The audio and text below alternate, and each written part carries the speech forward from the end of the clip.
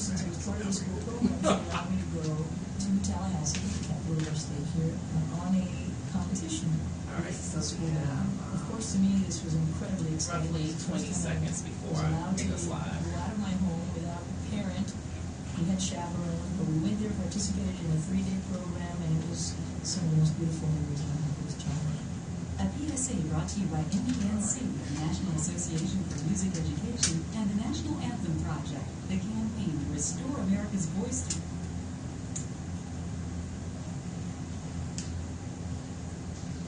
All right, we are back, and how the hair are you? This is Dr. Crystal Porter, and I am joined with Dwayne Ross. He is giving a refreshing male perspective about different hair issues, so it's been a nice conversation. Thank you for joining.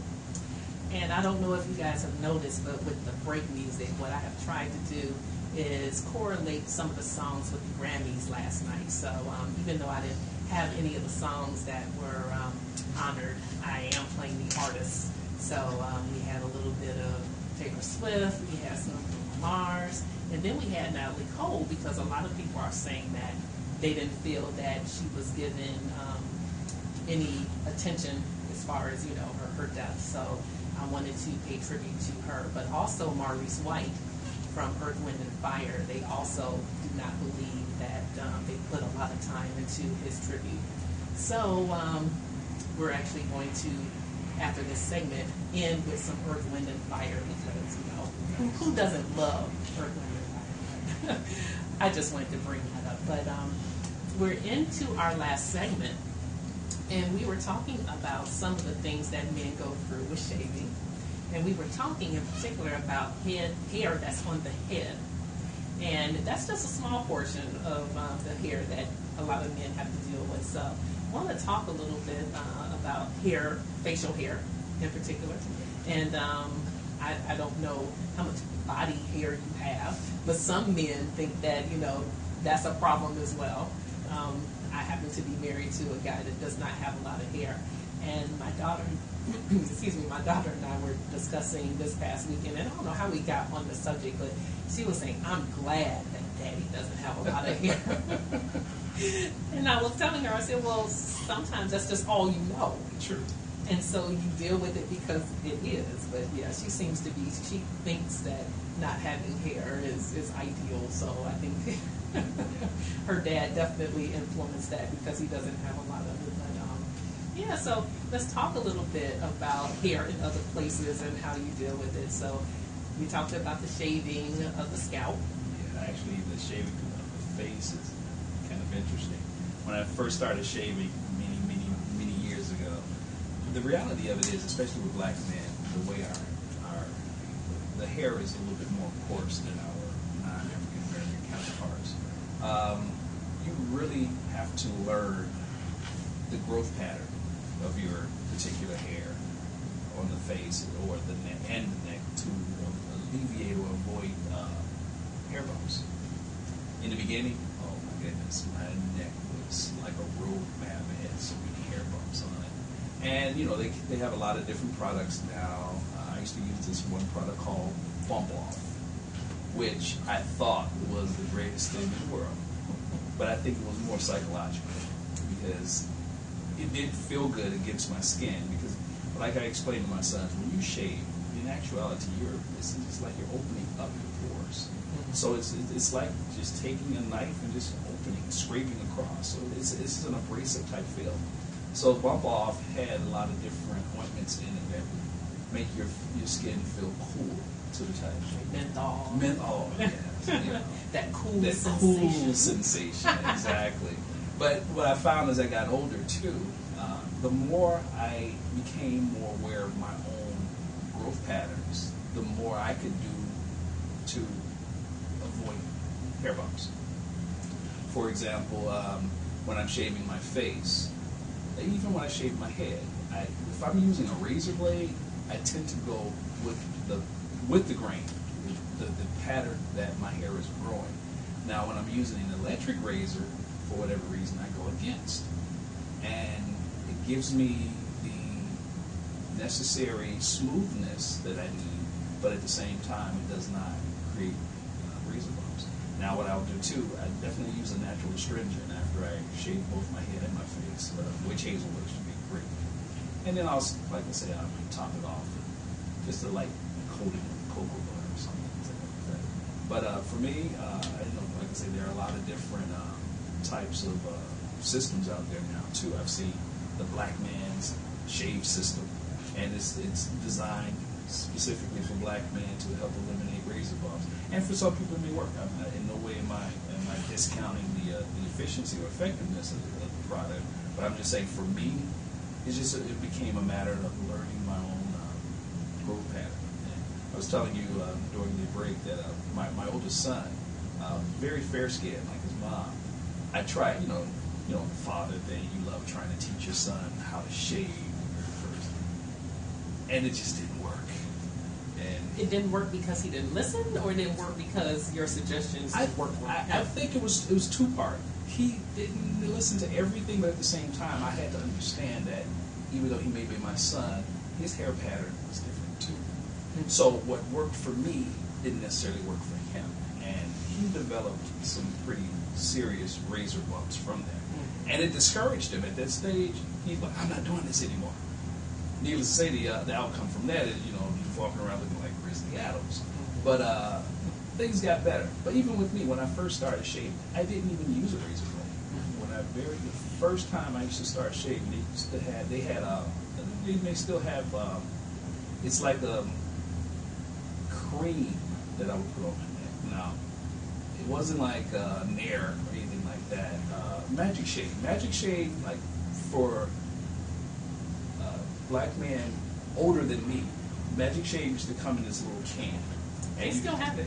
Are you serious? I'm serious. They still have Magic Shave. Magic Shave comes in a can. You would put it in a little container, add water, stir it, and put it on your face as a paste. That stuff can be the most potent thing that you've ever found. For me, when I started shaving, I guess in their imminent wisdom, they discovered Magic Shave pre-made, a paste. So you can buy it in mild, medium, or coarse hair. Mm-hmm. And then, you didn't have to measure it out, because a lot of times that's what happened. I would try to measure it out when I was using the powder, and it would be so potent that I would actually burn my skin. So that kind of discouraged you from using it too. But once I got the pre-paste was already made, it was just a matter of putting it on my neck with like a little spatula, I used to use my mother's butter knife, and just scrape it off, and it worked. It didn't get real close, but it got the hair off. And then as I got older, as I say, I started trying to learn my hair patterns, and now I just use my own razor blade and keep it moving. Wow, so you've hit on so many things. I'm trying to keep it all straight in my head because I want to talk about each and every one of them. So you talked about the razor pumps. Scientifically, the dermatologists call that PFB, which stands for pseudofolliculitis bump. And that is traditional razor bumps, and is caused by shaving and then the hair actually being lodged underneath the surface of the skin. And instead of coming out of the follicle through the skin through the normal means, it actually punctures deep, or not deep, but inside, underneath the skin, to the point where you get inflammation and irritation. Yes. And so then you have this bump because of the irritation and inflammation, and so so it's really ugly, and it's painful. Yes, yeah, I have heard it. Yeah, it can be very painful. And then a lot of men like to use a pin to dig pull it out. out. Yeah, pull it out. Guilty. And so then, well, I understand the reason why. Yeah. But so I would say that if you have a serious problem with it, if you go to a good dermatologist, they can usually help you with that. But it's good that you mentioned that knowing your skin is something that you really need to figure out, because that's something that can be overcome. Well, for most. There are some people who have chronic problems with PFB. So I would say you definitely need to see a good dermatologist for that. But the other thing we talked about was shaving against the growth pattern of your hair when you use a electric razor. And you and I were talking over the break. I think that probably because you said you don't get as close of a shave with the electric razor, that going against it, you actually feel is more effective. Because when you go against it, actually is a little closer. Because if you did that with a blade, you probably would get the razor bumps because it's closer when you actually go against. So that is probably the reason why you experience that. But it's good that you figured that out because you know what works for you. And it took a while. I mean, and if any of the listeners are, say, young men who are new to shaving, don't be discouraged. It takes a while to actually. It's your hair follicles, your hair patterns. It's a part of your body. You have to learn your body. And the reality of it is, no one knows everything right off the bat. There's a lot of trial and error. Right. So the third thing that you said was you were talking about Magic Shave, and the reason why I know a little bit about Magic Shave is because that is a L'Oreal product. Okay. I was, a professional in corporate America for over 10 years, and so they make Magic Shave, or Saoirse Carson makes Magic Shave, and many people. So what you were talking about is exactly what women who use relaxers experience. Okay. Because you mentioned they have the mild, medium, and I don't know what other strength they have. I actually don't remember because that wasn't my department. But when you said that your skin would burn, that's the same thing that would happen because it's a depilatory, and basically it is breaking down the protein in the hair so that it comes off. And relaxers are not too far away from what a depilatory is. So you are definitely denaturing or affecting the protein in your hair, making it weaker, unfortunately. But you probably noticed when you put it on there that your hair probably straightened out. It did. It really did. Right. Because you put it on, and then I would have to take a warm, either I would rub it off with a spatula, or I would take a warm towel and wipe it, and I would look, and the little hairs that came out were so straight. Yeah. So it's a relaxer is a precursor of a depilatory because you straighten the hair with a relaxer, but the depilatory is stronger in strength. Okay. So yeah. Makes sense now. Okay.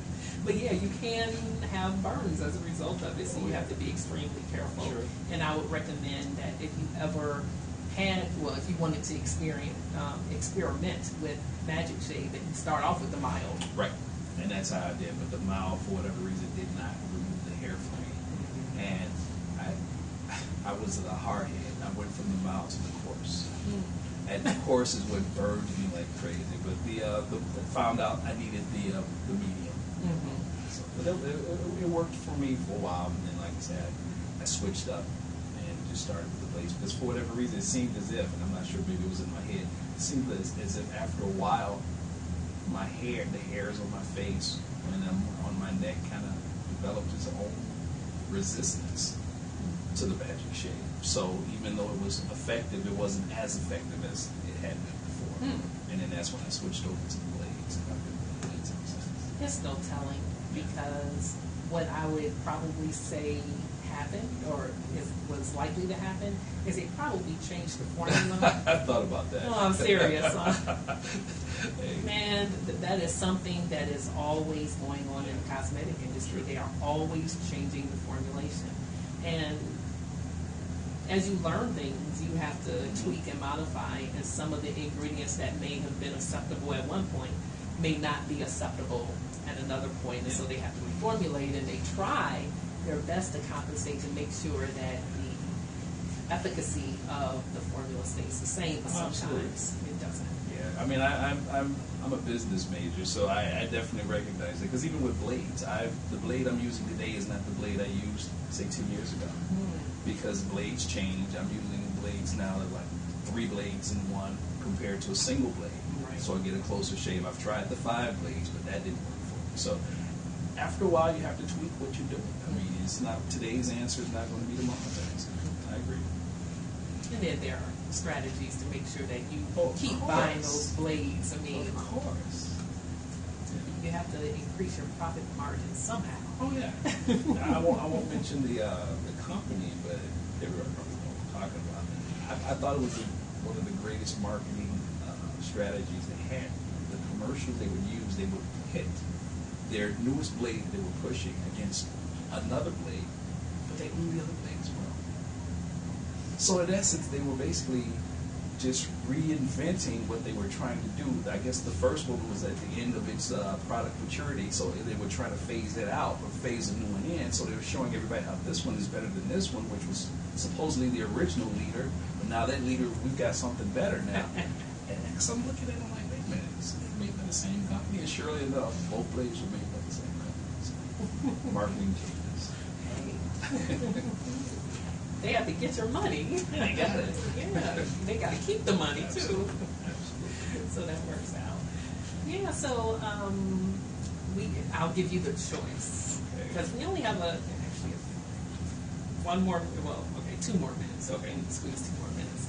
Do you want to talk about body hair, or do you want to talk about the state of black women? State of black women there. Okay, that's great. Well, you know what? When I was talking about body hair, I think about the back. Yeah. Because you see, men getting or their chest where they rip it off, off, with like waxing. Wax. Like, oh. Yeah, Okay, that's so we won't talk about that. So we'll close up with something that women really want to know about, because I've been amazed hearing the opinions of black men about the state of black women's hair, and I don't think that a lot of black women really realize how black men feel. So can you kind of let us know your opinion, and then what you hear your boys talking about? Because I'm sure that's not the #1 topic of discussion. However, I have been around long enough to know that it is mentioned on occasion. But it's interesting because I'm an old school kind of guy, and we liked women with long hair. And well, let me rephrase that. I've always liked short hair. My guys always looked at me like I was crazy. I just thought short styles were nice. But as I working with students, and then I've got a couple of daughters, I sit back and I watch them and the things that they do. Now they've got long hair, but they'll use extensions or weaves or whatever you call it, and I guess it works for them. But it seems like for me, it looks like the caring of the natural hair is kind of, I won't say going by the wayside, but I don't know if it's because it's more, I don't know if it's more costly or if it's a situation where I think a lot of times it's convenience.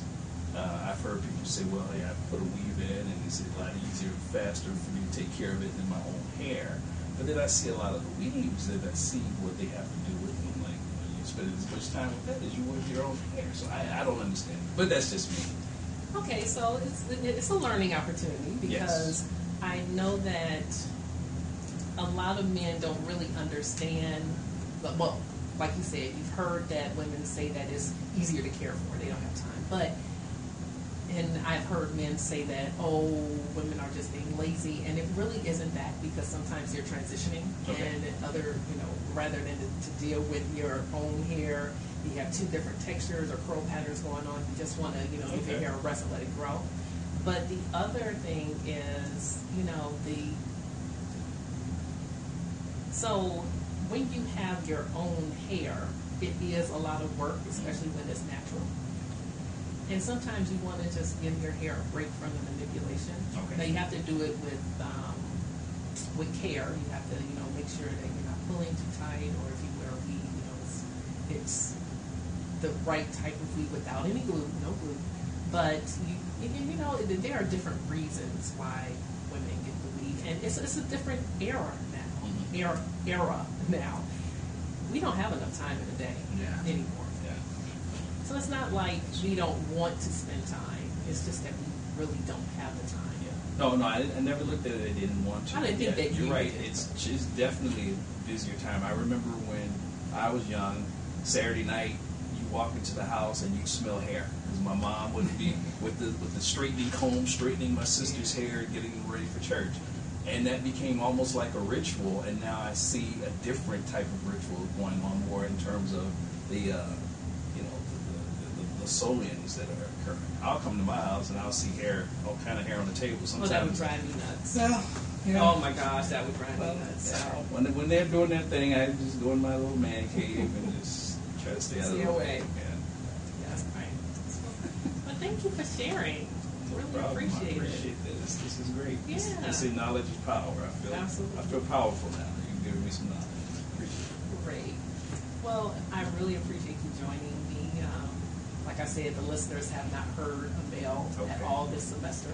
So have to keep up that trend every now and then, have a male perspective in here because you guys, well, and maybe I can get somebody in here who's willing to talk about body hair experiences they've had. But I understand not really wanting to talk about it. But we're going to close. And as I said, just in spirit of the Grammys, we're going to go into some Earth, Wind, and Fire. But we will be back on the air next week. Actually, I have Deirdre Keller joining me again. She was the first guest for the semester, and she will be here every final Tuesday of the month. So she'll be my guest next week. And with that, take care and love your hair. Take care.